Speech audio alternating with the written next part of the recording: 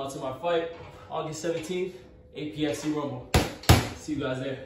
But realistically, the only thing that I'm a nerd about is Dragon Ball. Bro, I love it. I love Dragon Ball. That's why I got the Goku shorts. Every celebration, trust me, it's gonna be a Dragon Ball celebration.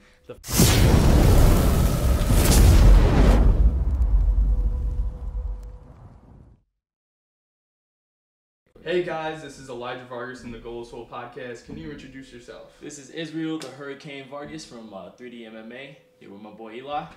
Hell yeah, dude. So you're from 3D MMA. I've been seeing you training. How's it been going, do you think? It's been going really good, man. Recently got a little, I don't know if you know about it, but I got a little, they thought it was staph infection. It was a blister that popped up on my leg. I think it was from running and my shorts like scratching on me. So this past week I had to sit out, which kind of sucks because the fight's in like 2 weeks from now. But yeah, the training camp has been going really good. The weight cut's been going really good. I'm just ready to kill this guy, you know. That's awesome, bro. Hopefully you don't kill him. But exactly. Hopefully you're able to pull off an epic victory, you know? Yeah. That's what we all want to see, dude. Yes, sir. Yeah, no, I was kind of scared. I saw you sitting out on the side. I was like, oh, shoot, did he, like, hurt his knee? Did he hurt his, like, ankle or something? Yeah, dude, and then I tried to get in on Tuesday morning. I tried to get in, and Hav yelled at me. Shouts out to Hav, I love him, but he yelled at me. He was like, dude, we just told you, bro. You cannot, like, I understand you want to, but you cannot. Just for your safety and everybody else's safety for now, because we don't know what it is. Just sit out for a little while. But yeah, now it's going away. It's clearing up, so. That's good. Yeah, so that's good. So, I'm gonna ask one more question. I want to get into your background. So, what stage of your training are you currently at right now? I'm on like fight wise, I'm on like the tail end. Like usually, at the start, it's not like as rough. Then we get in the middle. The middle is extremely rough. You know what I'm saying? Coach is putting you through, like the airdyne sprints. You've seen just like a bunch of ruthless stuff that builds my I think it's called anaerobic or something like that, like where like you can go like fast and then slow and it helps your heart rate.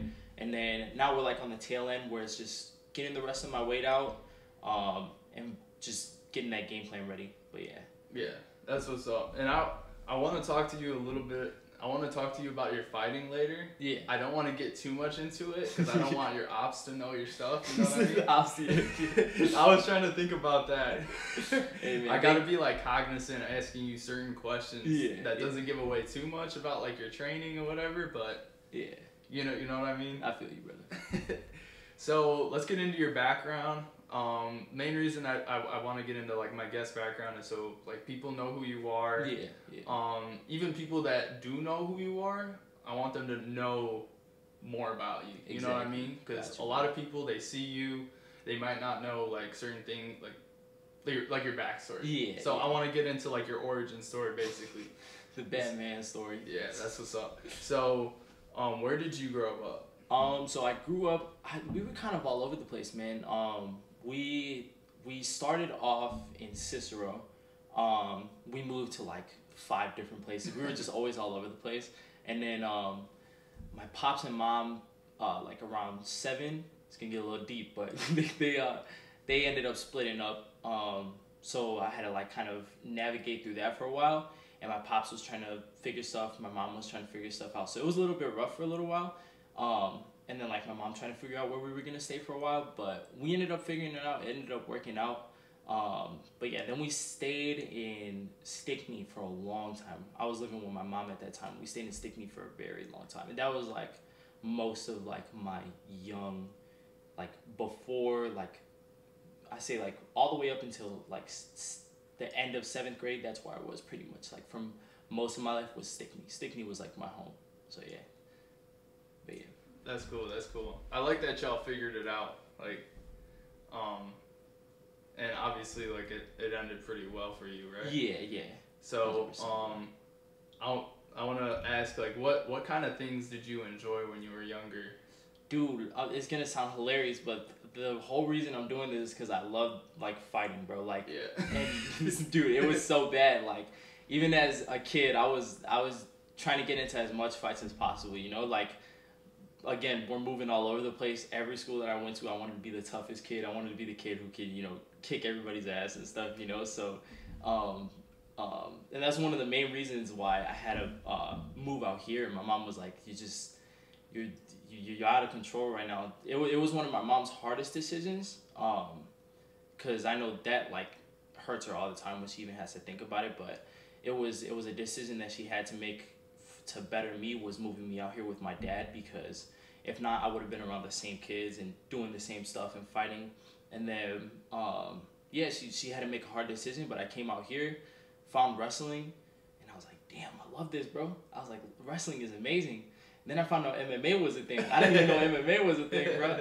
So then I'm looking, I'm like, this was my junior year. I'm looking into it, I'm like, damn, like I really want to fight. Like I really want to go fight. So I went looking around for gyms, and yeah, and then I found 3, started training like crazy, bro. Dude, that's dope. Yeah. That's so dope.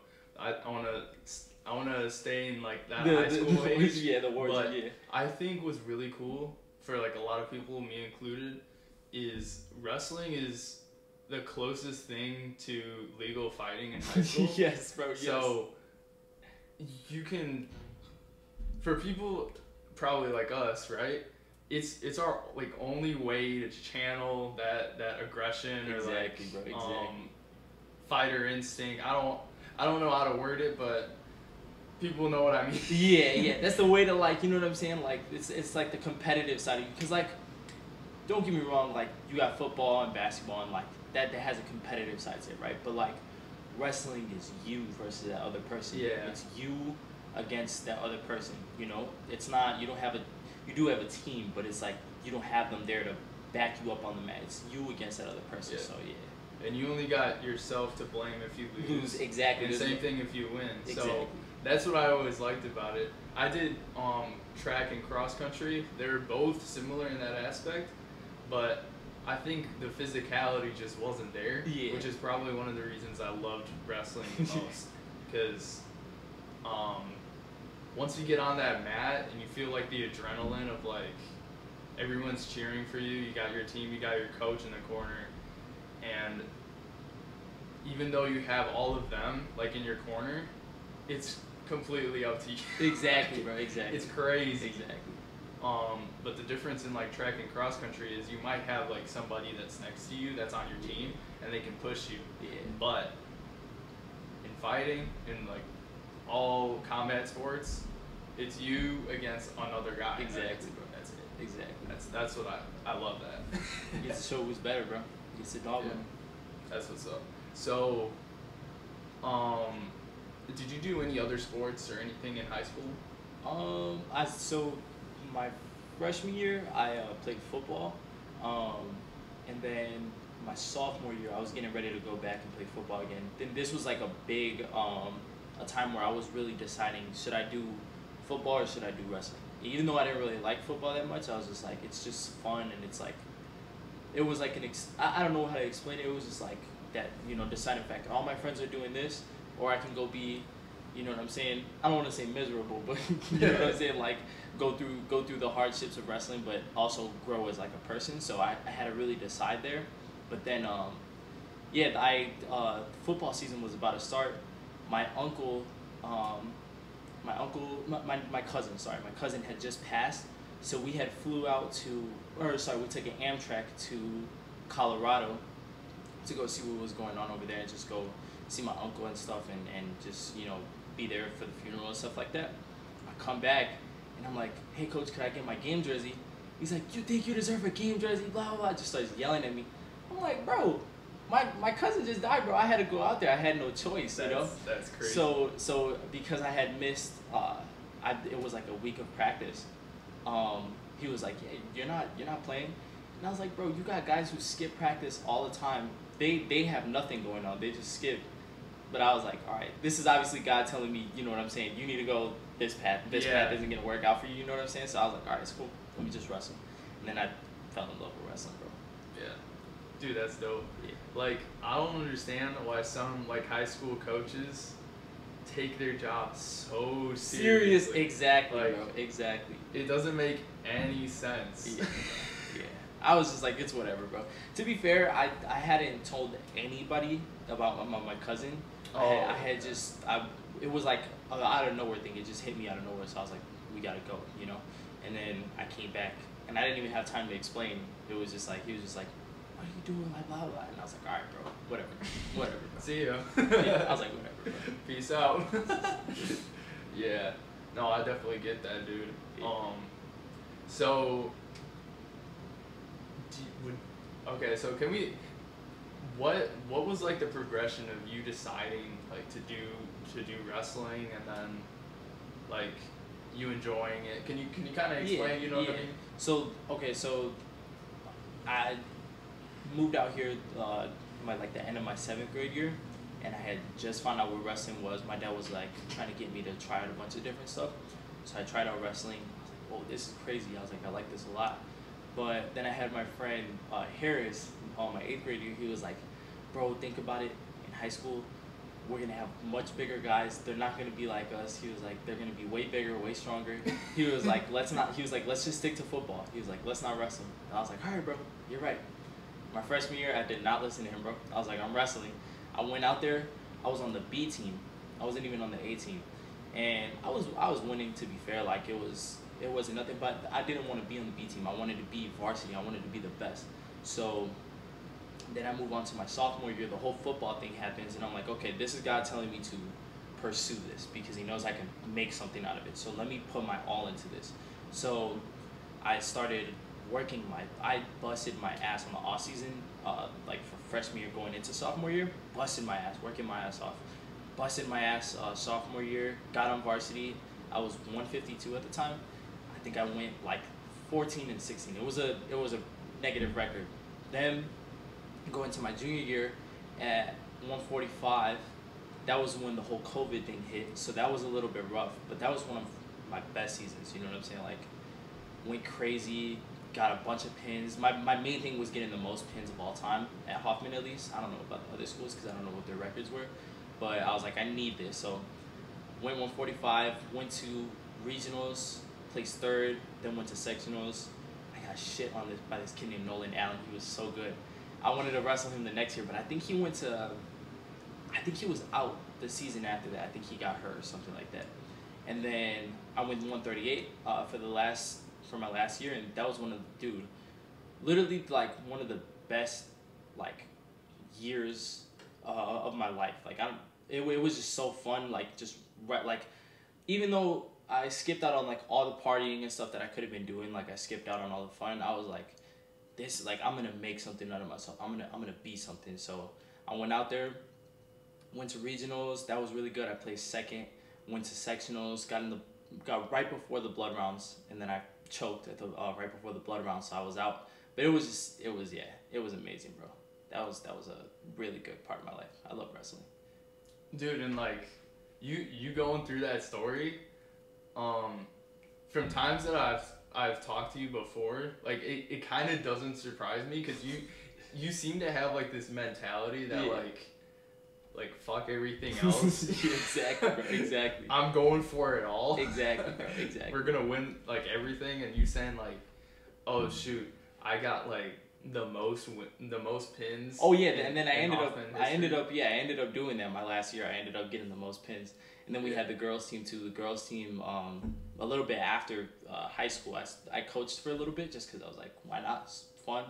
Coached the girls, then the girls got their most pins on the leaderboard and stuff. So it was super cool just seeing like my generation and then the next generation after me just come up after me. It was really, really cool. Yeah, that's dope. Cause like seeing that your generation is the one that's making history. It was the foundation. You know what I'm saying? Yeah. Like that's what I feel like. We were the foundation because before us, it was a very long drought at Hoffman. Like, we had good guys come in and out, but it was a very long drought. And then we had my senior year was like almost the entire varsity team made it to sectionals for like it was like 6 or 7 of us that made it to sectionals, which is something that didn't happen like for a long time. At least that I know of. Like, we had the years prior like 2 guys make it to sectionals or like 1 guy make it to sectionals, but this was like, and I don't want to toot my own horn, but this is like, I I busted my ass and I made my team bust their ass because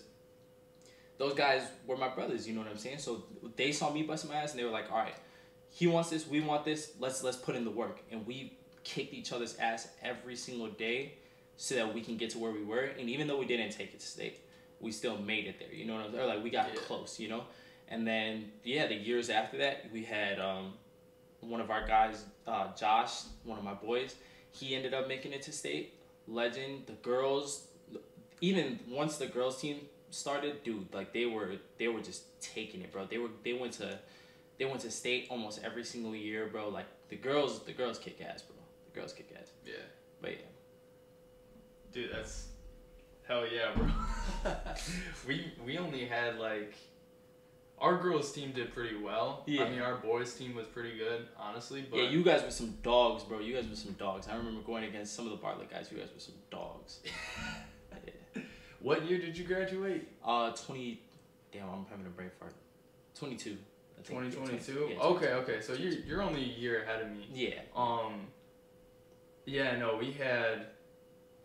I'll just spit some big names that we had. We had Sweenar, like my freshman year. Yeah. He was pretty freaking crazy. Vincent, those two were crazy, and then we had Gavin Moretti. I don't know if you know him. Anthony Verges. Yeah, Anthony Verges. I seen him. He was tough. Yeah, he was tough. Yeah. Dude, his. I don't know. I was just thinking about like how his hair was like all crazy.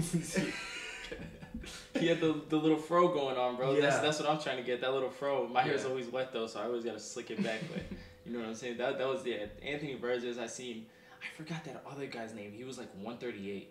Oh, 138. I don't know if he was Asian or what he was. Oh, I know who you're talking about. Yeah, he was a dog too. Kaneshiro, Jack Kaneshiro. Yes, bro. That dude, he was fun to watch. He was a fun guy to watch. I always wanted to wrestle him too, but I thought your guys' senior night I was gonna wrestle him, and I ended up wrestling some white kid. I don't remember who it was. That's the day that I dislocated my shoulder. Are you serious? Yeah. Wait, were you wrestling varsity that night? Or yeah. I think you went against Jalen, bro. Yeah. Dude, no way. That's crazy, that bro. was me. That's crazy, bro. I remember. That's so embarrassing. Dude, dude, Jalen's a legend, bro. You gotta understand. This kid, that kid was ICWOA or whatever you call it, state placer. Like, dude, this kid was a monster. Jalen was a monster, which is another reason why our team, like again, our team was like had some titans. We had me, we had Julian, we had Josue, we had me, we had Jalen. Like, dude, we had a bunch of people on that team. That team was a really good team. That year was a really good year. That was a fun year. Yeah. No, I remember like coming out of the locker room, everyone was like, dude, you might have Jalen. And I'm like, who the hell's Jalen, bro? Who the hell's Jalen? Yeah. And they're like, oh, dude, this kid, he's like what did they say, like state contender or something? Yeah, state qualifier, dude. Yeah. Like he that kid has been doing it since he was a kid. Yeah. So like he's very good. And I'm like, damn, this is my first varsity match.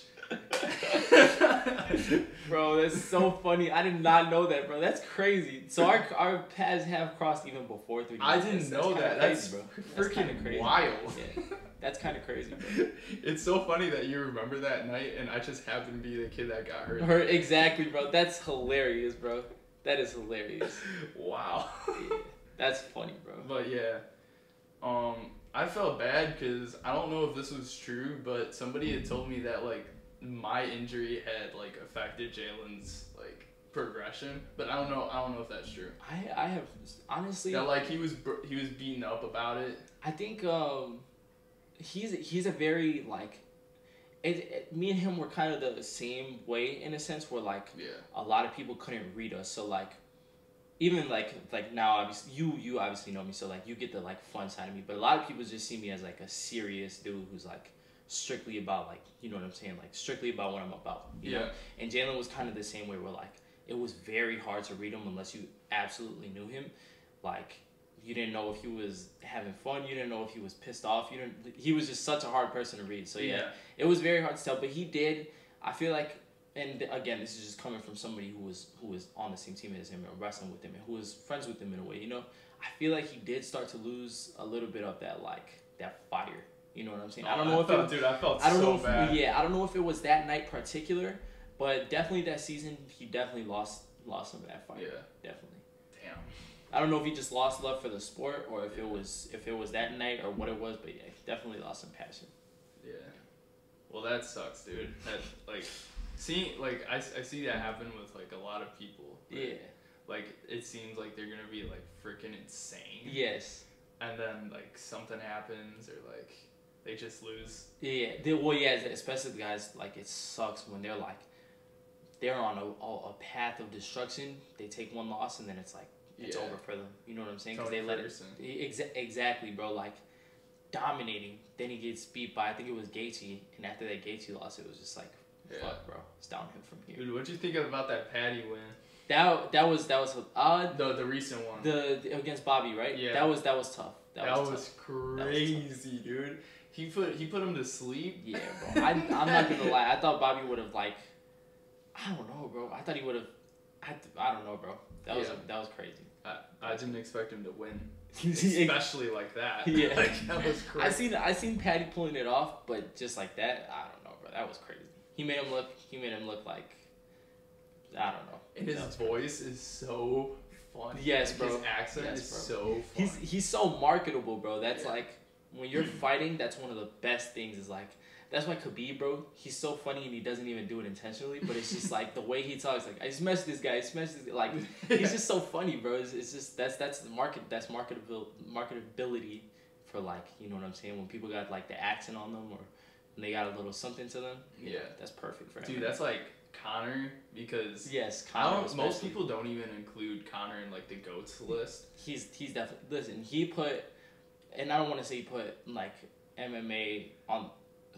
In a way, he did. You know, I think like if you look at his impact on the sport, exactly, I think he could be considered a GOAT. Exactly. But like as far as his performances and like how he's fought and like his record and everything, I don't think. Again, the path of destruction that he was on was crazy.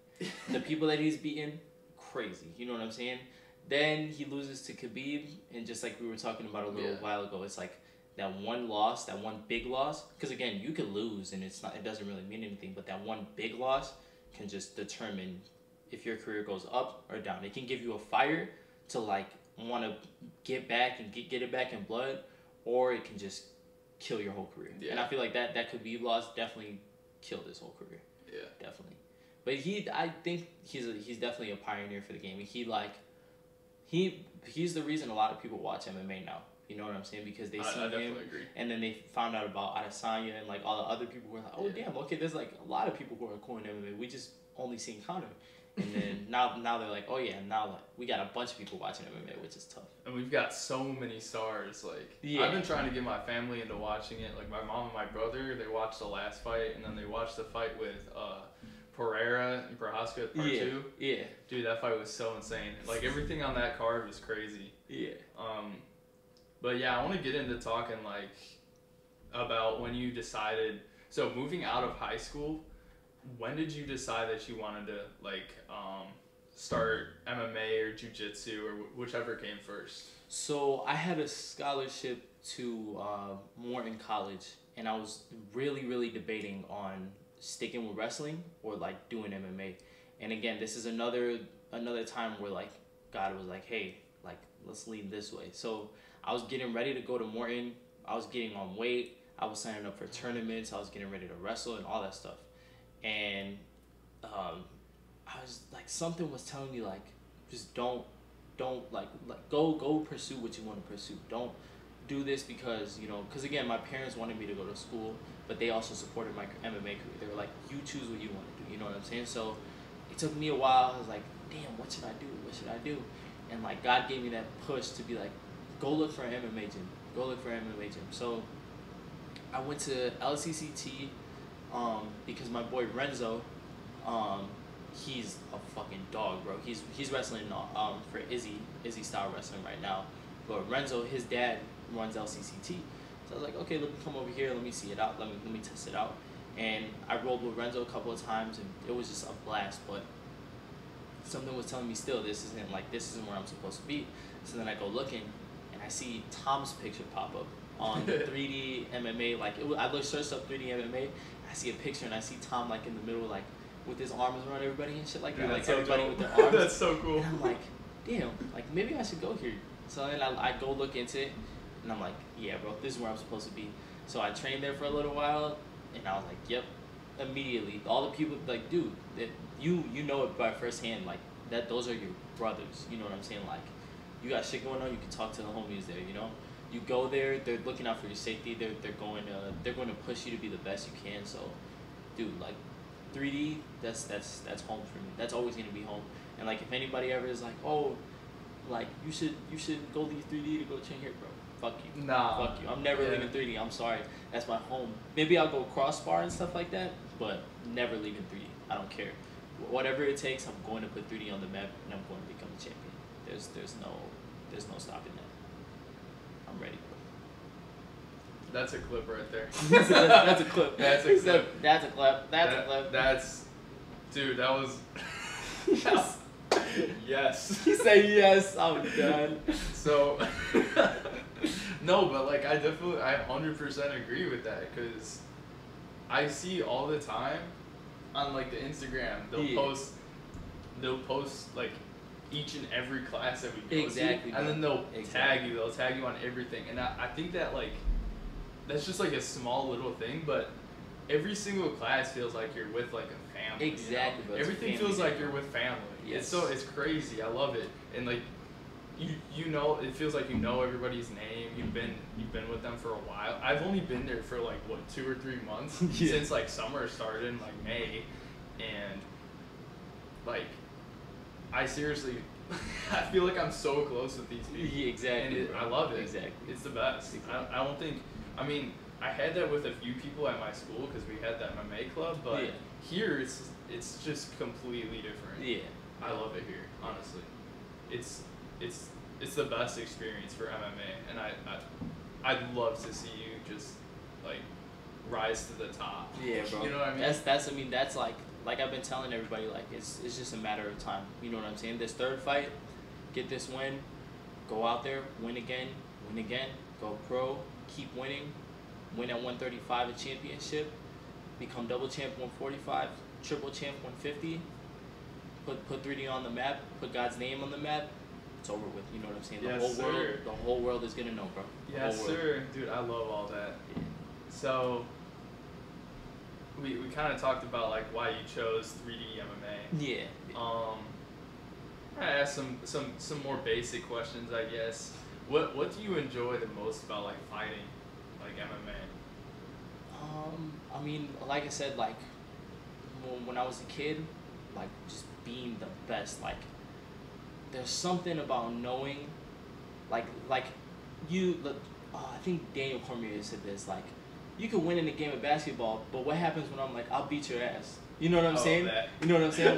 Like you could beat me in basketball, but can you beat my ass? You know what I'm saying? Yeah. And like that's like the ultimate. You know what I'm saying? Like that's the ultimate win. It's like, bro, you can be good at whatever you want to be good at, but I'm always gonna be good at this, and I'm always gonna be the best at this, and nobody's ever gonna be able to fuck with me at this. And that's what's really gonna scare. You know what I'm saying? Everybody in the industry, like when I'm on top and when I'm champion, nobody's gonna want to fight me. And even if they do, they're gonna know that they're gonna get their ass beat, but it's gonna be a good paycheck. You know what I'm saying? Yeah. But like I'm going to be the best, and just like when I was a kid, like I wanted to be the best. You know, I didn't want.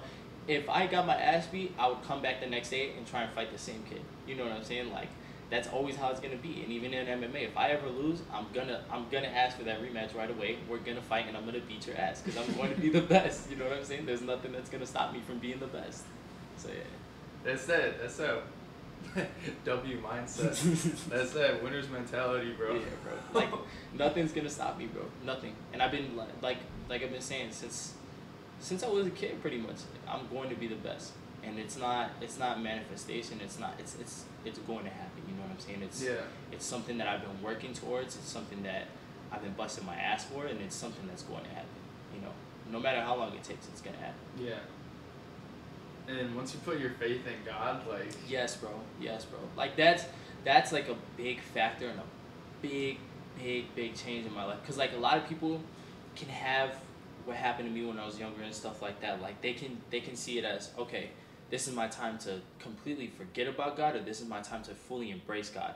Because there's two paths that you can take. Like, when my parents divorced, I could have been like, man, why did you do this to me, God? Why would you do this to me? But then you could also look at it as like, okay, God puts you in a place for a reason. He's gonna make you grow from it. He's gonna make you prosper from it. You know, he's gonna make you become better. It's like, dude, just finding out about God and like really embracing God changes you 100%, bro. 100%. And like I've said several times on this podcast that God always throws like his biggest challenges, his biggest adversities towards his strongest warriors. Exactly, bro. Exactly. And no, I definitely agree, because you know, I've been through shit. Like I've been through like plenty of stuff, but and I know you have. Like the people, it's always like the people that have like good faith in God. Yeah. Seem to like rise to the top. Well, and that I've noticed. Exactly. That's what I mean by that. Like, a lot of people will take those situations that happen to them, and they'll be like, "Man, like, I forget God. Like, you know what I'm saying? I'm done believing. I'm done giving my faith. I'm done." But then you like take somebody like us. You know what I'm saying? Not saying that we're higher than you. But like you take people like us who are like, okay, this situation happened. I'm not gonna let it kill me, because I know it's happening for a reason. I know it's happening to help me grow. So I'm gonna take this situation. I'm gonna figure it out. I'm gonna trust in God. Trust that He's gonna get me out of this situation, and grow from it. You know what I'm saying? And then that's the ultimate. You know what I'm saying? Like, God is always gonna be there. So no matter what, even if you don't want Him there, He's gonna be there. He's always gonna be knocking at your door. It's just up to you to let Him in and to let Him be in your life. And if you don't, then that's up to you. But me, I'm living a great life because I love God, you know. So I'm living a great life. Yes, sir. If you guys can't read his hat, it says. You got it up here. Can I see it? It says Jesus. Does that say ally savior? Jesus. Jesus. Hold on, let me take off the hat real quick. Ooh. Oh, Jesus, my savior. Oh, my savior. Yeah. Okay. Yeah, no, I thought that was an A. Here's all crazy stuff. I just sounded so. Jesus, I am my savior. That's crazy. I thought it said ally. Ally savior. Because like the M goes like that. Yeah, I don't know. the little cursive M. Yeah, my bad. Did you guys? I've always wondered this. When I was like very young, we learned cursive, but then they completely stopped. Did you guys?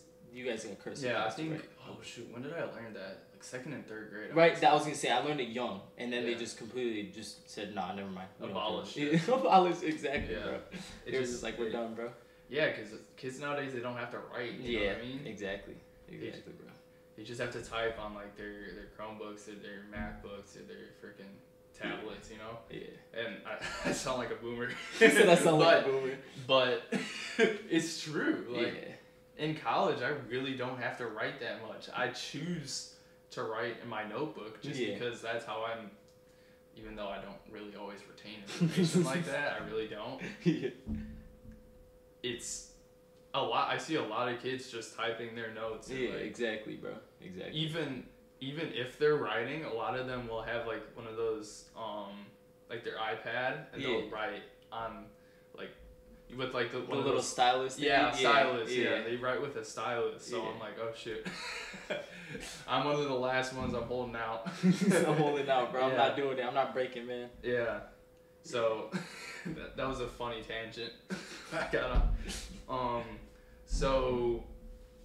Okay, yeah. I want to ask, like, what's your, if you had like a role model or somebody you look up to in like the fighting world, who would you say? In the fighting world, damn, that's a tough one. Fighting. See, the problem is a lot of fighters are, you know, not the best say a lot of crazy things and do a lot of crazy things. And to be fair, I've said some crazy stuff too, but I mean, realistically, even though John Jones is like, he's done a lot. Let's just put it as like he's not the best person, but he's not the worst person, you know. But in a fighting aspect, you look at him, he's not the best at one particular spot. He's just great at everything.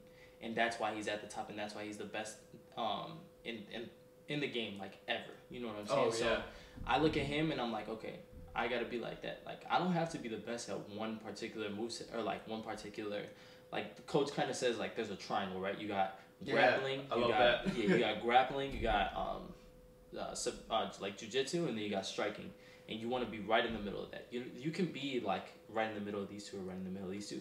When you're in the middle of that triangle, dude, you're the best at everything. You know, nobody can really stop you. So, John Jones is a big inspiration. Adesanya is a big inspiration. Yeah, dude. I bet Adesanya. Yeah, Adesanya. I love Adesanya, bro. Yeah. Adesanya is one of my goats. Even though, well, I think he deserves GOAT status now. With the people that he's beat, I think he deserves GOAT status. Yeah. But maybe I'm just fanboy. I don't know. We'll see. We'll see, bro. Yeah, no, I can definitely see Adesanya being one of your favorites. Yeah. That's. I was thinking about that when I was watching your last fight. Yeah. I was like, oh shoot, this guy, like, especially like your when you won. Yeah. And the way that you celebrated. Yeah. And like, you came in with like those orange shorts. The Goku shorts. Yeah. I was like, yo, this guy. Yeah, the anime, bro. They were calling me an anime nerd, bro. But realistically, the only thing that I'm a nerd about is Dragon Ball. Like Dragon Ball, you can ask me anything, bro. That's my stuff, bro. That's my home, bro. I love it. I love Dragon Ball, so that's why I got the Goku shorts. Every celebration, trust me, it's gonna be a Dragon Ball celebration. The first one, Kamehameha. The last one, Spirit Bomb. Oh yeah. Spirit Bomb. The next one, I don't know what I'm gonna pull out. Don't spoil it. Yeah, we'll see it. We'll see at Rumble. We'll see at APFC Rumble. Yeah. So, I want to say like I think having something like anime or like Dragon Ball, having something like that can, I guess, I don't want to say influence your style, but as like an inspiration. Yeah. I think that's dope. Like coming in, like, oh shoot. I don't know what I'm trying to say, but you get it. I get you. Yeah, it definitely, like, even watching Dragon Ball as a kid, like, that's one of the things that showed me that, like, okay, you can start off as Kid Goku and not be anything, and then graduate all the way up into being Ultra Instinct. You know what I'm saying? This kid, like, he came from space, and don't get me wrong, he had power. I guess a better example would be like Krillin, because Krillin was dog shit back in the day. You know what I'm saying? He would get whipped by everybody, but then you look at him. You know what I'm saying? Now, dude, he's one of the goats of Dragon Ball. You know, so like it's kind of like that. Like that show, I feel like was like put in my life to be like, okay, like you can start from nothing and be like become the greatest. You know what I'm saying? It doesn't matter where you start. You can become the greatest. You know, so. Like, even like when we were talking about wrestling, like, I started on the B team. Then I became the pin leader of Hoffman Estates. You know what I'm saying? Yeah, that's sick. So, you know what I'm saying? And you can come from anything, you know? Yeah. No, that's facts. That's facts. And I think, hopefully people watching this or listening to this podcast can be inspired by, like, that kind of, like, mindset that you can come from anywhere. Exactly, bro. And become whatever you want. Exactly. Like, look, like, statistically, from where I was from, like look at the kids where they're at, right? Like a lot of them are doing drugs, a lot of them are, you know, in gangs, a lot of them are doing dumb stuff. And then I came out of that, and instead of choosing to go that route, choose to become, you know what I'm saying? And obviously I'm not there yet, but I'm going to become a champion, you know what I'm saying? And that's why don't ever let your surroundings, again, like to anybody who's listening, don't let any of your surroundings or anybody around you sway your decisions or peer pressure you into anything. You stick to what your beliefs are. You stick true to what you want to do, and you will become what you want to become. You know what I'm saying? Don't let anybody tell you, oh, just, you know, smoke this blunt with me or do this with me one time. You know what I'm saying? Like, do this with me and don't worry about it. You'll be good. Like, no, bro. You do what you do best, and you become what you want to become. And I promise you can do it. As long as you put your mind to it and you trust in it, you got it. Yeah. And I was listening to this podcast literally like yesterday. Joe Rogan was talking to Jordan B. Peterson. Yeah. And he was talking about like how a lot of fighters go in with like a discipline mentality. Yeah. And he was talking about when he started doing Taekwondo as like his first martial art, like the first fighting that he ever did.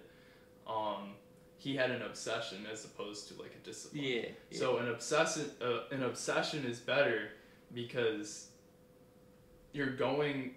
It's basically discipline, but you like what you're doing. Exactly. You want to do it. Discipline is like, all right, I need to do this. Like, I need to do this. I may not want to, but I need to. But an obsession, you're in love with it. You want it. Exactly. You know what I'm saying? It's like obviously there's a bad thing to say, but it's like a drug. You know what I'm saying? Like you're locked into it forever. You know, especially if you put that obsession in like the right place. Yeah. Because I know like people will start hoarding and stuff when they're obsessed. Yeah. Like, OCD is not the best thing, but you know, like if you put your obsession into a sport, that's like you're gonna excel. You're going to excel. 100%. For sure. Yeah. Because I know, like especially one of my friends, if he finds an obsession, like I'm just gonna put it out there, like ping pong or stuff like that. He'll start watching ping pong videos, world class ping pong. Bro will find like the best techniques, and the best paddles. You know. Yeah. I don't want to say his name, but that's bro. that's bro. But he does that with a lot of stuff, and I think that's why he always like he'll just kick my ass in anything. Yeah. Because bro finds all the information about that subject, and then he's like, I want to do this. I need this. Yeah. I want to win at this. Exactly. Yeah. I like that. I like that energy. That energy's tough. Yeah. So yeah, I love that too. So, what would you say is like? I mean, I know you've kind of said it like a few times. What would you say is like your current goal for MMA? Yeah. So the current goal obviously is, so we have the ultimate goal and then we have the current goal. The current goal is obviously going pro. So to do that, keep winning. Simple. Keep beating my guys. Keep bumping up in the rankings. That was crazy looking on Google and seeing my name on there, bro. I never thought I'd see my name on Google. Yes, sir. That shit was crazy. So I look on Google, see that I'm ranked 13th and ranked. Yeah, let's look up the rankings real quick. It was 13th, I think, in Indiana or something like that. Oh, the Hurricane, yo, yes, dude, sir. that's sick. Yes, sir. You have a. Oh no, that's something. This is a Wikipedia. I was gonna say if I have a Wikipedia, that would be nuts. I thought you had a bro. Wikipedia. That would be page. fucking nuts, bro. Dude. But yeah, so they got. That's sick. Yeah, so and this is like a big motivation. I looked at the I think you. Yeah. We get the rankings. Yeah, the rankings down there.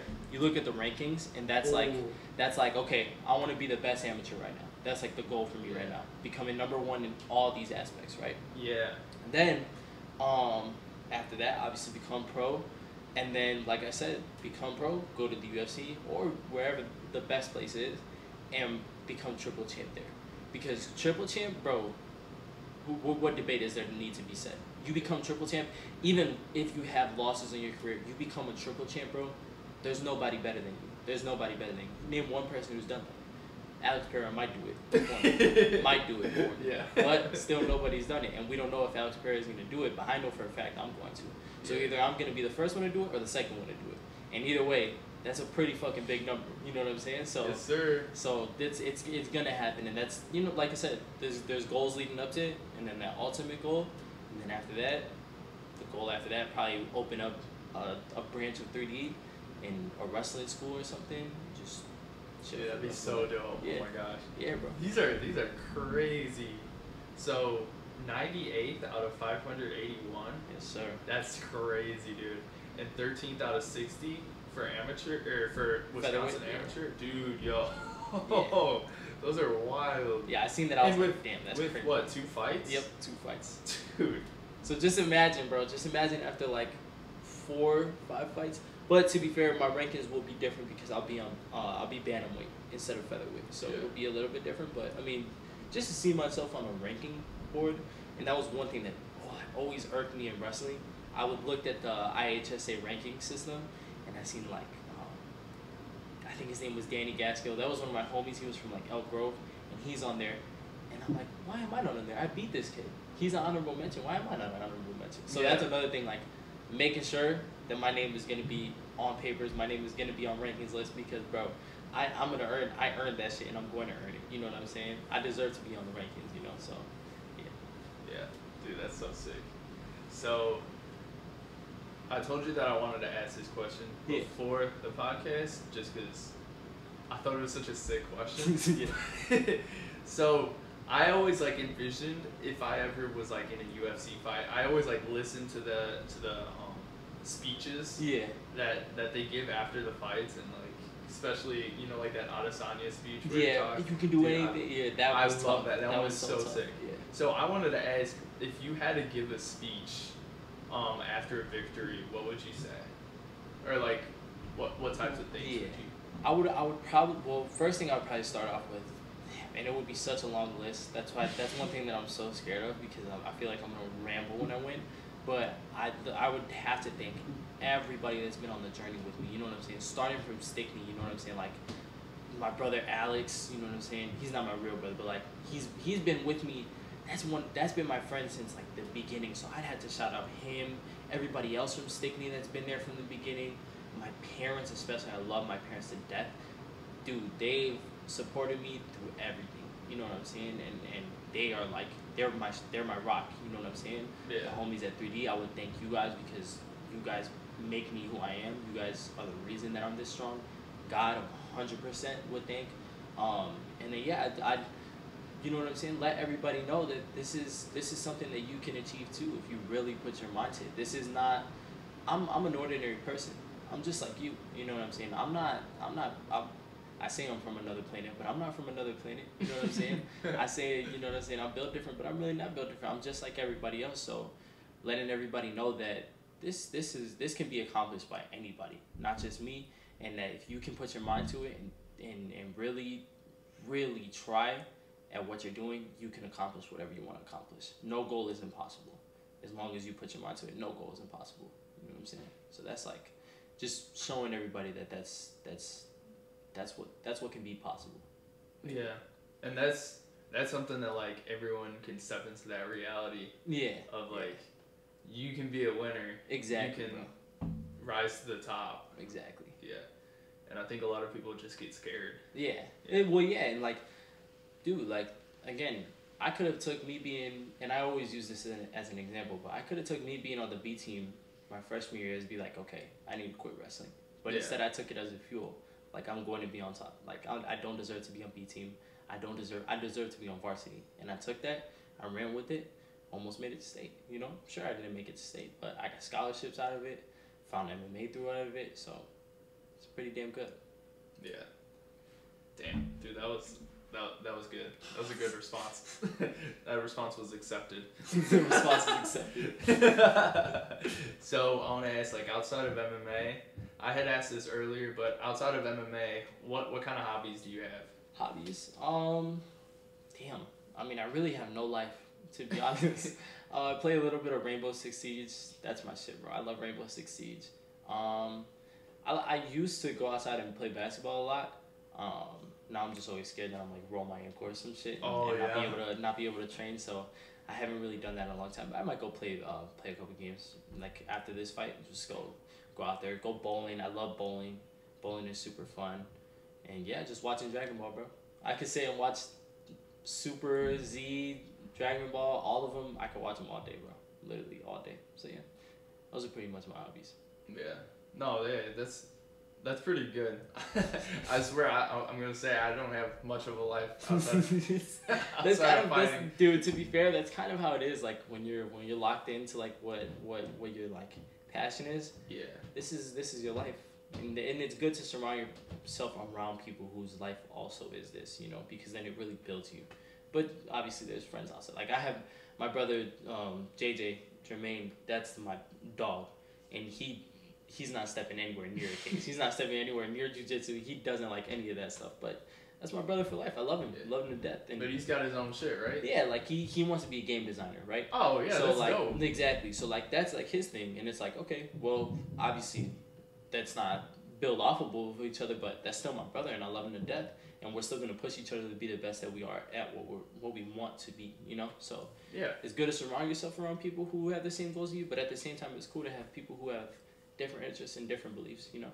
Yeah, but share like a mentality. Exactly, the same mentality. Like I want to be the best at what I do. Yeah, that's definitely. I've always wanted to surround myself around people who are like, I want to be the best at what I'm going to do, and that's like the ultimate goal. Like leaving Earth is like before you die and before you know what I'm saying, go on to heaven. My goal is there's two goals. Have the world know God's name. That's like I'm going to spread God's word before I die. And then another thing is to be the best at whatever you are, so that generations can be like, oh, he was the best at this, and you know what I'm saying, I should do this so that I can be the best at this. Because like it's not even just that fighting or like a sport, not even in that, like you could work an office job and you're the best at who's ever done that office job, bro, you'll live on through generations. You know, your family will always be like, okay, this guy made a lot of money because he was the best at what he did, and I'm gonna do that too. So like before you leave this earth, doesn't matter what it is, fast food worker, be the best fast food worker you could ever be. Just you name it. You want to be, when you leave this earth, you want to be the best at what you did. You know what I'm saying? And then everybody will look up to you and be like, okay, I want to be like how he was. I want to be the best at what that man did. You know? Yeah. No, I agree. I'm still trying to figure out what I want to be the best in, whether it's like podcasts or fighting or everybody. It takes time. I feel like especially, you know, we're so young. We're still so young. So we still have a lot of time, and that's one thing that like coach and like Derek and stuff like told me, like they were like, bro, like this was obviously before I turned 20, because I just turned 20, but they're like, bro, you're 19. They're like, you have so much time, and like I was like, I want to be pro now. I want to like fight pro now. I want to bump up now. I want to do this now. And they're like, bro, you're 19. Calm down, bro. Like you have a lot of time. Let's build your skill. Let's build what you want to be, and let's figure out if you really want to do this, and then we can start working to that stuff. Yeah. And then I was like, all right, yeah, you're right. And like this, same for you. Like you don't have to make a decision right now. You know what I'm saying? But I mean, obviously, this is gonna be something big. You know, so that's already something. And then whatever else you want to do, bro. Like you're going to be, if you like whatever you want to do, and you're like, I want to do this, you're going to be the best at it. You know what I'm saying? Because you have that mentality. So it doesn't necessarily, like, you don't have to know right away what you want to be the best at. Because to be fair, I thought I wanted to be the best wrestler. Yeah. Now I'm bumped into a whole same sport, but like different sport at the same time. Yeah. You know what I'm saying? It's almost like different worlds. Exactly. Yeah. A completely different world. So it's the same for you, bro. You don't have to make that decision now, but you will find it. And once you find it, you're going to be like, oh shit, okay, I know what I'm going to be the best at, you know? Yeah. Yeah, no, dude, that's sick. A lot of these things, bro, like, the way that you're explaining shit, I know I'm just saying, yo, that's sick, but I'm trying to, like, soak it take up. it in, like, yeah, I'm I trying got to you, take it I up. got you, bro. Like, I know I'm not really, like, responding, but, like, it's always with, like, certain guests, because I had a Jesuit on. Yeah. And, you know, like a Jesuit, like he's kind of like a priest. Yeah. And I was talking to him about, like, a lot of, religious stuff, and I was just kind of sitting there, like, damn, this is a lot I gotta take in. But yeah, no, like, you're literally outlining, like, how people can change their mindsets and become freaking, like, the best at what they do. Yeah. And then how you got there, your experiences with it in wrestling, MMA, and everything. Yeah. And, like, your life, and it's freaking... Just taking it in. That's the best. Yeah, I'm just sitting here taking it in, and, like, hopefully, like, the listeners are doing the same, you know? Yeah. So, I wanted to ask, like, outside of MMA, what goals do you have? Because I asked, like, what hobbies, but, like, what goals, what life goals do you have? So, outside of MMA, obviously MMA is my life, but outside of it, after I'm, like, done with this, is after I retire and everything. Obviously, get married, have kids, that's number one.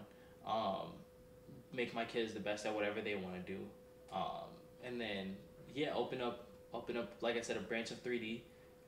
Because I don't want to make my own gym. I want it to be, because 3D, like I said, 3D will always be home, and I want 3D to be home for somebody else. I don't want it to be like, oh, this is Israel's gym. No, this is 3D. This started with Dennis Dombro, the fucking goats. Yes, the sir. goat of this shit. You know what I'm saying? Shout out Dennis. So yeah, shout out Dennis. So I'm not gonna make it like, oh, Israel's gym. No, it's gonna be a branch of 3D, and I'm gonna have a wrestling school. I'm gonna have an MMA gym in there, because coach probably won't be coaching by then. He's probably gonna be retired. I'm gonna give him all my money. Get him a nice crib to chill at with him and his daughter and stuff, his family, and then I'll take over, you know, with Hav and stuff. Probably Hav will be retired too. I'll give Hav a house, give Conway a house. Everybody's gonna get a house. Me and you will probably be running the gym by then, and we'll figure it out from there. But definitely open up coach a gym and open up like a branch of 3D for sure. Yes, sir. So, I like that you mentioned that you want to have kids, because, like, I love talking about that on my podcast. Yeah. Like, What's one of the reasons why you would want to have kids? So for me, like, the best way to explain it is like, I want to give my kids something that, not necessarily that I didn't have, because I have amazing parents and I love my parents. They've given me everything, but I want to give them a life that is like unimaginable. You know what I'm saying? So like, sure, I didn't grow up in a like $1 million house, or I didn't grow up like with, you know, like the most craziest things, but I want my kids to like be able to grow up and be like, holy shit, like I have a pool in the backyard, or I have a hot tub, you know what I'm saying? And like, my parents did everything they could to give me the best childhood, so I want to do that for somebody else. And what better way to do it than my own spawn, you know what I'm saying? My own son, you know? So that would be really, really cool. Also, another reason is because it's ever since I was little, I've always wanted to have an Izrael the third, because I'm Izrael Junior, my pops is Israel. So yeah, so everybody calls me Junior, but my pops is Israel. Yeah. I'm Izrael Junior, so I definitely want a third. And then hopefully he's like, all right, let's have a fourth, and it just keeps going. That would be so tough. But I don't know if they'll do it. But I love that. I'm hoping. I'm gonna put it into my son's head. I'm gonna be like, hey man, just think about it, Israel the fourth. That would be crazy. Point. That would be crazy, bro. That Yeah. would be crazy. But yeah, so that's another big reason I would definitely want a son. And but yeah, and then just like to make, like I said, make them the best at whatever they want to be the best at. You know, like I don't think I'm gonna. One thing that like I feel, like kind of how we were talking about Jalen, like when you start something too young, I feel like it kind of that fire dies off a little too early. So I want to expose them to a bunch of different stuff, like a bunch of different sports, and then when they're like 17, 18, then they can really decide. Because I feel like if you're doing it at such a young age, you're like, all right, I've won championships as a kid, I've done all this stuff. He was like, it's like, what's the difference of when I'm older, when I'm doing it as a kid? So yeah. And I feel like that's why it's good that I started, like, I think I started right at the perfect age. Because, like, I feel like if I started at, like, 12, 13 for MMA, I feel like, damn, like, maybe I would have won a couple of kid championships and been like, okay, this is all I need, you know. But, like, now I'm grown and I know what I really want. And I really want that triple championship, so. Yeah. Nah, yeah, that's for sure, though. Do you think that you would, I know you said you wouldn't have like anything like, basically what I'm asking is, would you want them to get into fighting? I don't want to say like fighting competitively, but like have some kind of martial arts that they're into when they're younger. Definitely want them to be like able to defend themselves. You know Yeah, that's basically what I'm asking. Definitely, 100%. Because like, and I'm sure my kid will have the same, especially the boy. I'm sure he'll have the same mindset as me. Like, I want to be able to kick everybody's ass. So if he wants to do that, then he's gonna have to put in the work. You know what I'm saying? And I don't want him going to school getting his ass kicked. So I'm gonna also like, fighting gives you such good discipline. Not necessarily just like as in like just the fighting aspect, but like mindset wise, it just keeps you locked in and keeps you away from all the dumb shit that doesn't matter. You know what I'm saying? Plus, all the fun stuff, that'll come after the career. You know what I'm saying? You want to go, sit on your ass all day, that's fine. That comes after all the good stuff. But work towards it now so you don't have to be working for the rest of your life. You know, so definitely going to teach my kids how to defend themselves. Definitely going to, I also don't want no fat, let me calm down, but I don't want them to be fat asses that are lazy. You know what I'm saying? That they're not working hard. I want them working hard. I want them knowing that things come to you when you earn them. You don't just get shit handed to you. You know what I'm saying? So they're going to earn what they get, and they're not going to be lazy. They're going to be working to what they need to get to. But definitely going to teach them how to fight, for sure. Yeah. I think, for me, it's very similar. Yeah. Because I think I grew up doing Taekwondo. Yeah. And it may not translate the best to MMA, which I would say, like, I learned good footwork, flexibility, my kicks are good. Yeah. It's not the best for boxing, but I would say it's like it was good for me to move from that into like Muay Thai, MMA stuff. Yeah. But the point that I want to get at is I learned respect, I learned discipline. Exactly. Bro. I learned I guess just being punctual and stuff. Like all those little lessons that you learn through martial arts, I don't think you really learn from like basketball or soccer or stuff like that. But yeah, I think martial arts is just like one of those things that everyone should probably. Yeah, it just gives you a really good discipline, bro. And I've seen it change a lot of people's lives, bro. You know, like as crazy as it sounds, because some people think of it as just a sport, but it really changes people's lives. You know, like a lot of people go from like being lazy, not wanting to do anything, to like I'm gonna be in the gym every day, even though I'm not working towards competition or anything like that. Like this is fun. This is what I love to do, and I know how to defend myself now. Yeah. And I think that really helps a lot of people for sure. Yeah. Have you seen Cobra Kai? Yeah, bro, I love Cobra Kai. Dude, I was just thinking about this like as a concept, like right now, because I think Cobra Kai does the opposite of what actually happens in real life. Because for whatever reason, when they learn how to fight, they always get into fights. Yeah, I feel like that's the opposite in real life. Yeah, in real life, you're more like people know not to mess with you, and if they do mess with you, they put their ass to sleep, and then they're like, okay, everybody knows, okay, let me stay away from this guy. Let me not mess with this.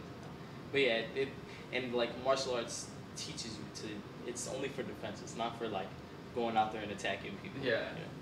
But I mean, to be fair, some people do use it in the wrong way, and like some people are like, oh yeah, I know I can kick anybody's ass, so I'm gonna strike first. I'm gonna go out there and pick fights. So I guess some people got that Cobra Kai mentality, and some people got that Miyagi-Do mentality, where they're like, all right, I'm only gonna be strike when striking, you know. Yeah.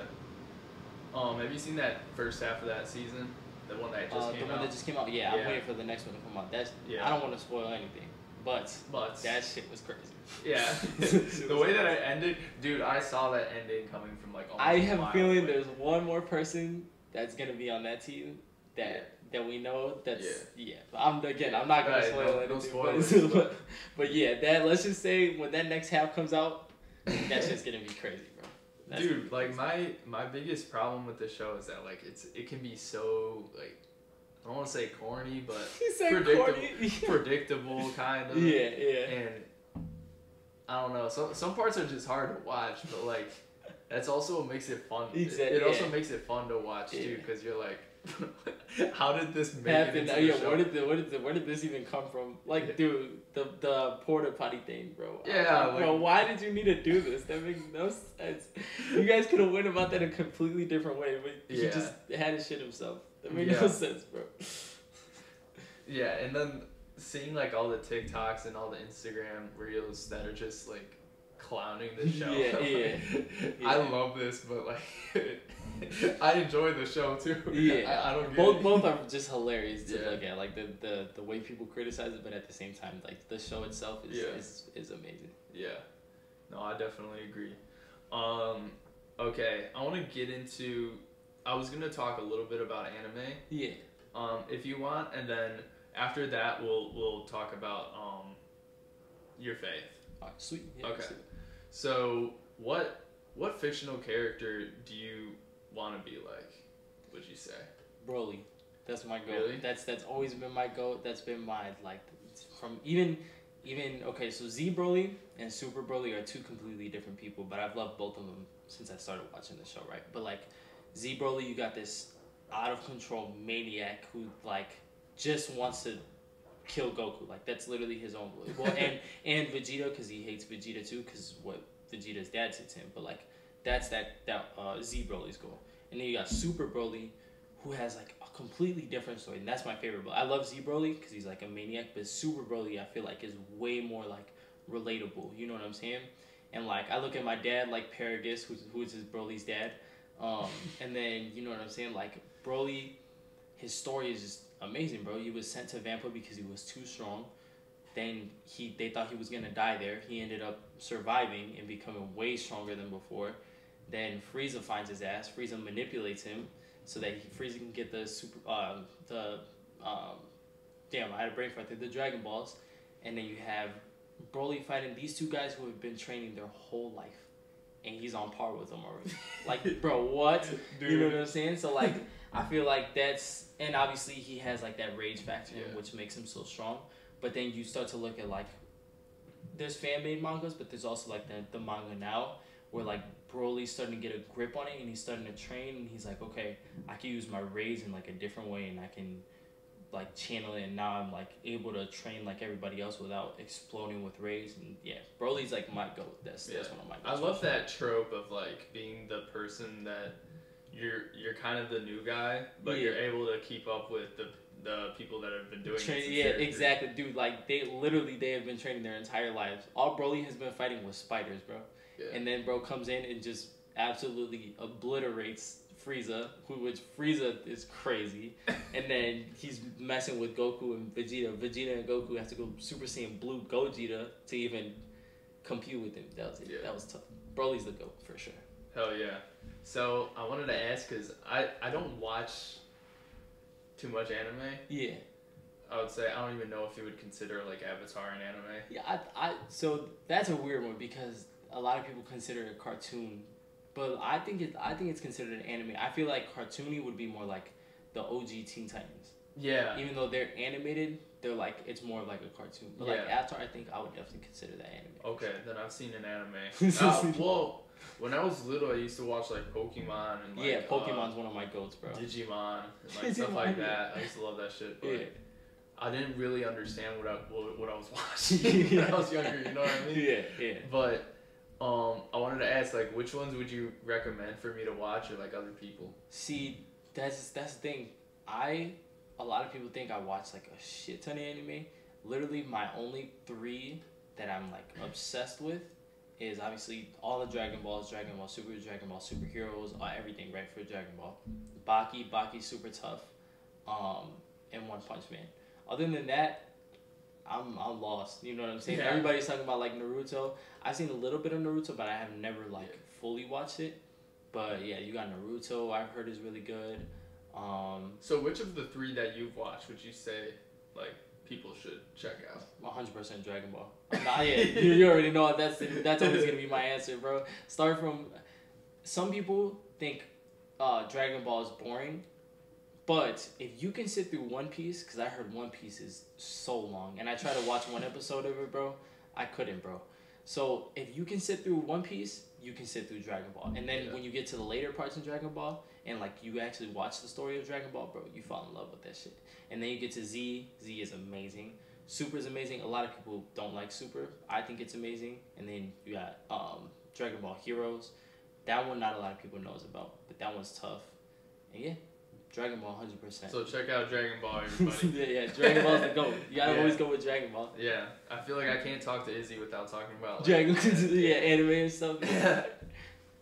Dude, hopefully after your next victory, it's gonna be like some crazy anime shit. I'm just waiting for it, dude. That's gonna be sick. Dude. I got it set up and everything. I already know. I already know what I'm doing and everything. Dude, and the hair too. The second you came in with the hair, I'm like, yo. Yes, sir. Had to go up Super Saiyan Blue. Last fight, Super Saiyan God. The fight before that, Super Saiyan. Now I'm Super Saiyan Blue. And then we'll see where I go after this. Yeah. What level I can reach after this. Okay, so speaking of God. Yeah. Let's get into that. So, at what point in your life did you start believing in God?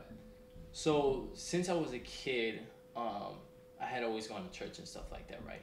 But I had always... have you ever watched Gideon?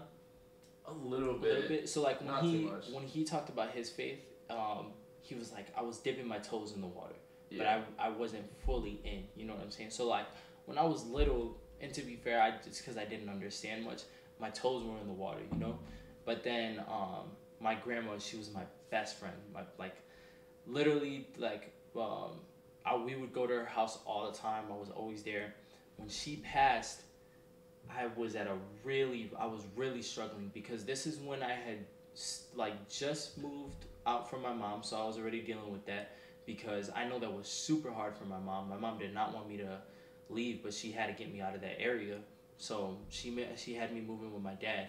That was already rough. And then I had a little bit of resentment towards my dad because of the way I felt things were going. I just didn't, I wasn't understanding anything, right? So then me and my dad built up a really good relationship though. My dad is my best friend also, my mom also. But yeah, that time there was a lot of things going on at once. And I was like, dude, like, why me? what is going on, bro? Like, what is going on? Why is everything happening at once? So, yeah, my grandma died, and that shit hit really hard. And I was like, let me just read the Bible. Let me just see. And I had a comic book Bible back then. It was like a little comic book Bible. But I opened that one up, and obviously it's a comic book, so it didn't have any verses in it. So I was like, all right, let me try reading my actual Bible. And that was the one that my mom had given to me when she had made me move in with when I had to move in with my dad. And it had a little note in there from my mom saying, I love you so much. I use it as my bookmark for my Bible. And it's like God had me open it up, and I saw that message from my mom, and I was like, okay, God is here with me. I was like, because if I hadn't seen that, and if I hadn't opened up, because I could have just read my comic book Bible, but God was like, no, go to the actual Bible, open this up. It was a page in Psalms, and I think it was talking about how good God was. What does it say? It's like, his love is forever, something like that. His love lasts forever. And it was like a bunch of different, like, he is the God of gods, and then his love is forever, or something like that. And it just kept going down like that, and like saying his love is forever, and it kept talking about love. And that's when I was like, okay, God is with me. I was like, let me lock in. But then still, I mean, again, I was still a kid, so I was still doing dumb stuff, like messing around, still trying to fight, still trying to do a bunch of dumb stuff. And then right when I got out of high school, again, I really was like, okay, like I need to tighten up. I need to really lock in. So I started all the way from the beginning, because I used to just open the Bible and just go on a verse and just read a verse. So I was like, let me start from the beginning and actually learn and actually build a relationship with God instead of just looking for something, you know? So I started from Genesis, and every day, read a page. And yeah, bro, that kept getting me closer and closer and closer. And after every fight, I thank God. Even before every fight, I thank God for even giving me the opportunity to even do this for a living. You know what I'm saying? It's crazy. And yeah, just going through what I went through, and like knowing that God has been there and God is with me. I know that I'm straight. I'm solid. You know what I'm saying? I'm good. But yeah. Yeah. No, I love that. Like how you're talking about. This is just one of the pieces that I took from what you said. But when you were talking about how you opened the book and it like had your mom's note. Yeah. And then under that, or like that whole page was like about God's love and all that. Yeah, exactly. I love how like, because this happens with me too, and like I've talked about this with my friends and apparently like them too, and you too, obviously. But you kind of get like these messages from God that are like, it's perfect moment, perfect time. It's like exactly, and that just helps you know that He's there. You know what I'm saying? Because you're like, there's no way. Like, okay, maybe if it happens one time, it's a coincidence. But then you keep having it happen. It's like, okay, this isn't a coincidence. And really funny story. We're driving out. Me, Tom, and Coach are driving out to weigh-ins. I think it was for my first fight for Indiana, and we were driving out to weigh-ins. And we're talking about God. We're literally just talking about God. God is, Tom is like, I'm thinking about like, you know, really like reading the Bible and stuff like that. I forgot 100% what he said, but he was like, I'm really thinking about like, you know, really like looking into like what God is about and stuff like that. And we're driving, and then out of nowhere, we look at a license plate, and it says God is like good or something like on it. And then we see a sign that said God is here or some shit like that. Bro, it was one of the best things ever. Me and Dennis and Tom were like, no way, bro. We were just talking about God, and now God is like showing signs that He's here. I'm telling you, that happened. It was so cool. It was so cool, bro. So me and Coach and Tom, we were like, this is awesome, bro. And we were like, that's literally like, He's always there. Even when you don't think He is, like He's always there, you know. So yeah. That's a sick story, dude. Yeah. That's awesome. I love that. Yeah. Wow. So my friend had told me like another story. Yeah. 2 podcasts ago, and it was like, I'm not gonna tell you the whole story, but it's like it's one of those things that only people that are Christians are gonna believe and be like, yo, like that's crazy that happened. Yeah. Whereas like atheists would be like, yo, that's a coincidence. Yeah, like, that's what everybody will say. Oh, like even with your story, I know that people are gonna be like, yo, that's a coincidence. Exactly, bro. But, it's like, all right, bro. All right, bro. But yeah, like especially you talking about it and then seeing it. It's like, come on now. It's not. Yeah, come on now. Yeah, but yeah, that's what I got. That's what I remember. He was talking about on the podcast. He was like, non-believers are gonna think it's a coincidence, but believers like know what's up. Exactly. Like, and I think that's another reason why, like, there's so many things that I've like learned, and you can tell it's like God pushing me to learn these things. Like learning forgiveness is such a hard thing that not a lot of people can do. A lot of people don't know how to forgive. A lot of people can't forgive. And like me, I didn't understand.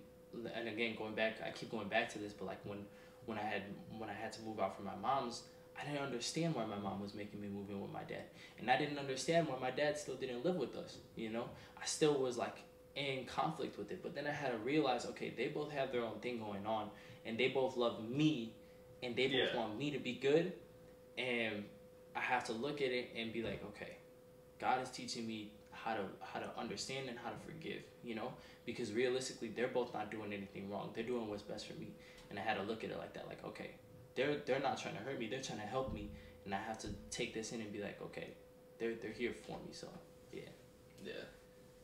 I love that, dude. I love that.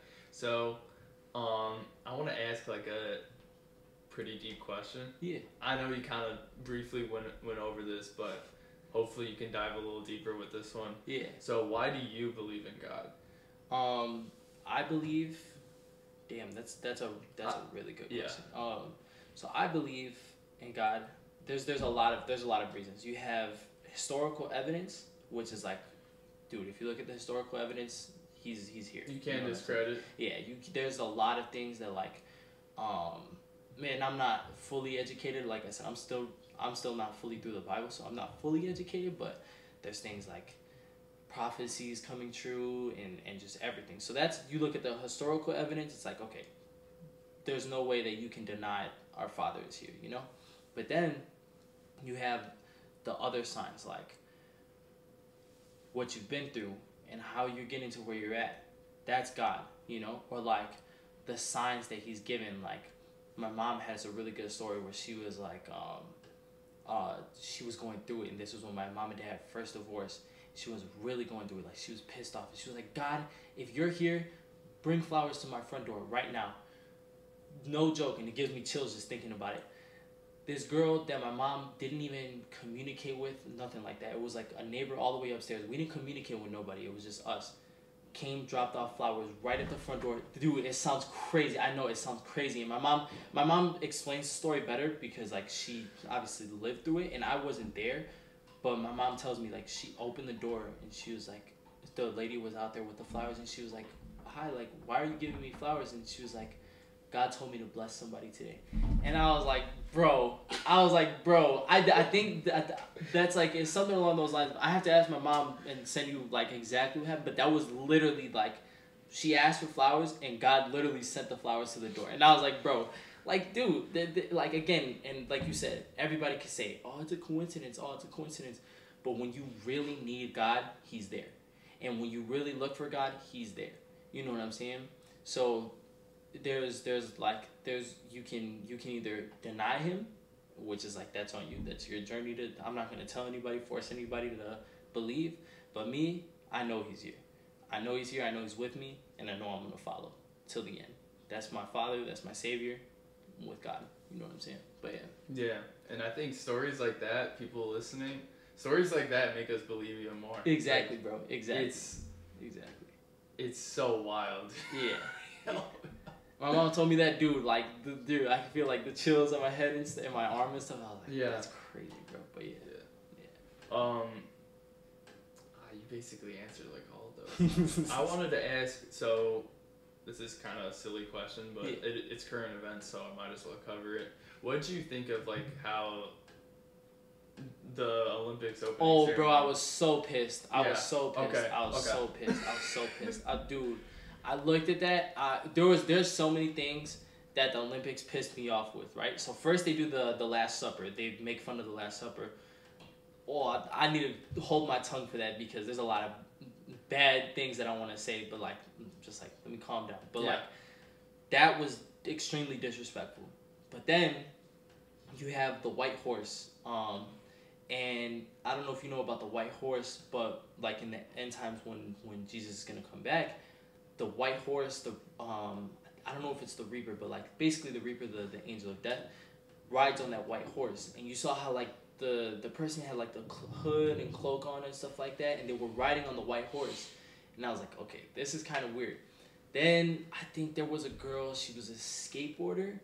I don't know if she was a skateboarder or a rollerblader or something like that, but she was like, it was in the Olympics, and she was like about to get her medal, and they told her that she can't praise God. It was a surfer, I want to say. Yeah, something like that. And they told her, they were like, you can't praise God for your like celebration. Like, you're not allowed to thank God for your celebration. So she did it in sign language, thanking God, and I was like, she's a legend. I was like, she's a legend. But yeah, like that's what I'm saying. Like, dude, they have, and that's another reason why I say I believe in God so much, because you look at every other religion, every other thing. And again, anybody else can believe in what they believe in. I'm not going to knock them for believing what they believe in. You know what I'm saying? You're born into what you're born into. You're born into believing what you're believing. But look at everything that's trying to disregard Christianity, like people burning down churches, people writing Satanist stuff on churches and stuff like that. And then you look at all the other religions. Nobody touches those. If you even say anything about those, they're like, oh, excuse me? Like, what are you talking about? But the second anybody does something to Christianity, it doesn't matter. Yeah, it's almost like it's pushed. Exactly. They want you to you to believe in Satan, basically. Like, you know what I'm saying? Like, they want you to, they're pushing you to like go down that path. And it's like, bro, why don't you do, like, you disrespect our God, but you don't disrespect, that like kind of shows you, okay, that if you're only disrespecting our God, that means you don't, like, that means, like, you know he's real, you know he's here, you just don't want people following him, you know? Exactly. And that's, again, that's, like, one thing that a lot of people don't understand. They're like, I seen it on TikTok a couple of days ago. They were like, if Satan didn't, or, fuck, what was it? It was like, if you do bad or something like that, and Satan pushes you to do bad things, then why would he want you to go down there with him or something like that? Like saying that, like, he runs hell, you know what I'm saying? Like, why would he want to torture you if you do what he does? And you got to understand, Satan isn't the ruler of hell. Nobody rules hell. God made hell as purgatory, like, as punishment. You know what I'm saying? And we still don't know what hell is, to be fair. I heard this somewhere, and I'm not entirely sure, but isn't hell meant for, like, demons or like fallen angels? Yeah, fallen angels, exactly. That's what it's not even meant for humans. Exactly. But, to be fair, the devil pushes people to do stuff, like evil stuff, because he wants you to suffer with him. He's not throwing a party, like they said he's going to throw a party down there for the people who go down there. He is suffering, and he wants you to suffer with him. That's why he is pushing everybody to do evil stuff, bad stuff. It's out of disgrace to Jesus and God. Yeah, so that's why I'm just like, everybody's going to try and discredit God. Everybody's going to try and knock God away. Everybody's going to try and push God's name out. But it's people like us who are always pushing God's name forward and always spreading his word, so that the world knows who the true God is, who our Savior is, and they're going to follow our God. You know what I'm saying? Yeah. Our Savior is going to save us, and there's nothing that anybody can say about it, you know? They can try and push evil as much as they want, but what's more powerful? You know what I'm saying? That's what's more powerful. So. And for those that are listening, he pointed out. Yeah. And I think I definitely 100% agree. Yeah. And so, that's one of the things that it's like, even though it wasn't one of the things that I wanted, or I don't want to say I didn't want it, but like, it kind of came out of having a podcast, and now it's one of my goals. Yeah. So like, I want to spread like the gospel and like all the good news, you know. Exactly. Bro. And so yeah, but one of the things I wanted to ask you about, like the Olympics thing, did you hear that after like the opening ceremonies and all of that, there was like a huge power outage in Paris? No, I didn't. And so. Yeah, there was a huge power outage in Paris right after. Yeah. And you know what? You know what's freaking crazy? What? there was a church somewhere in Paris, only one. That the lights were still on. That's so legendary. Dude, that is so legendary. I saw it on a TikTok and I had to look it up to make sure it was true. Yeah. And like I could literally show you this like right after. Like, yeah. It's freaking crazy. That's so tough. Like that is so tough. It's just another one of those stories that's like, and not to mention that satanic parade in where was it, like Brazil a few years ago? Yeah. That right after they had like floods. Yeah, and exactly. all types of disasters and stuff. They got punished for it, and that's what they get, bro. That's what they get. That's what they get. It's so crazy. But yeah, like I don't want to say I love hearing stories of disasters or whatever, but like I love stories that just like prove that God is here. You know what I'm saying? And like, and he doesn't just take like the disrespect. Yeah, like, yeah, exactly. And it's awesome. Yeah. So basically to end this podcast, because I mean we're almost at an hour 30. Yeah. Which I don't want to take too much of your time, but I just want to ask for. I have two last questions. One of them is, who would you like to hear on this podcast next from probably 3D or like anybody else like we know in common? 3D. I would say we were talking about Dom. That would be a good one, and then probably Coach and Dom, or if you wanna move up the ladder, yeah, probably like Dom, then Jonah, then Coach. You know what I'm saying, or something like that. Rob would probably be a good one too, but Rob's always busy. Rob's always all over the place, so that would probably be a hard one. But yeah, those three definitely would be super tough to hear. I also want to get Tom on. Yeah. Oh, dude, how could I forget about Big Bro? Tom would be such a legend, bro. Tom. Even Mike too. Yeah, Mike. Dude, yeah, there's some good stories that Tom could tell you, bro. I feel like there's so many people I gotta get on. Yeah, dude, I just realized, dude, we have the whole gym. The whole gym, bro. Everyone is just, like we were saying before, like, everyone's, like, family. Exactly, like, bro, exactly. Yeah, I'm gonna see if I could get, at some point, I want to get Dom on. I don't know if I... See, the thing is, like, I'm literally leaving after next week. This episode, I'm gonna drop on Sunday, by the way. Okay, bet. So, I'm gonna drop this on Sunday, and then I leave the following Sunday. So, it's gonna... I don't know if I'm gonna be able to schedule another one. Yeah, but for a while. If I do, I'm gonna be busting my ass to get that thing out. So, if I were to get somebody on, it's gonna be like over a break. Yeah. Which is like, you know, like I'll do it exactly how I did with you. I'll shoot them a DM and then see what they say. Yeah. Hope for the best, you know. That's valid. But yeah, I just wanted to get your advice about that. Next thing is, if you have any life advice or any kind of advice for people listening to this episode. I mean, like I said earlier, anything you put your mind to, you can achieve. Like that. Always keep that in your head. I'll keep throwing it at you because you need that. Like no matter what, no matter how hard things get, no matter how brutal things get, you can achieve whatever you put your mind to. And love your parents because your parents love you. And if they don't, then that's tough, but God will take care of that. But your parents love you, so love your parents.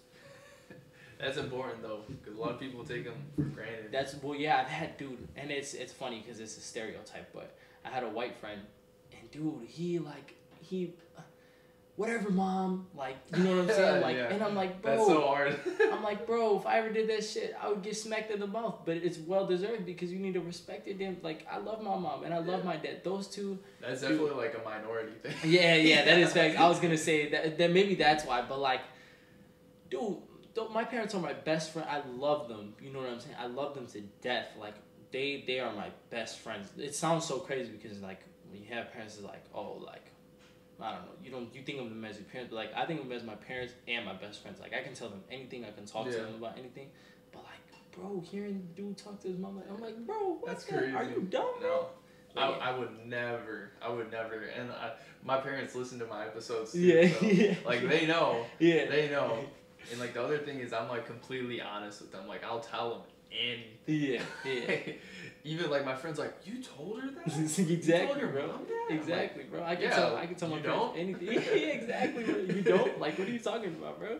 I don't got anything to hide, and that's one of the things that, like, they can trust me. Yeah. So, if they know I'm going out for, like, the night, and I mean, like, in college, I don't really do that here, but if they know I'm gonna like go to my friend's house or whatever, like, they know they can trust me. Yeah, they know you're not doing anything crazy. Yeah. So it's valid. That was another tangent, but yeah, we went off on a tangent a little bit. I'm gonna do a quick summary of what we went over. Right. We started with like basically how your training was going, growing up, and then going into like wrestling, and then your wrestling memories, and then our shared wrestling memory. Yeah.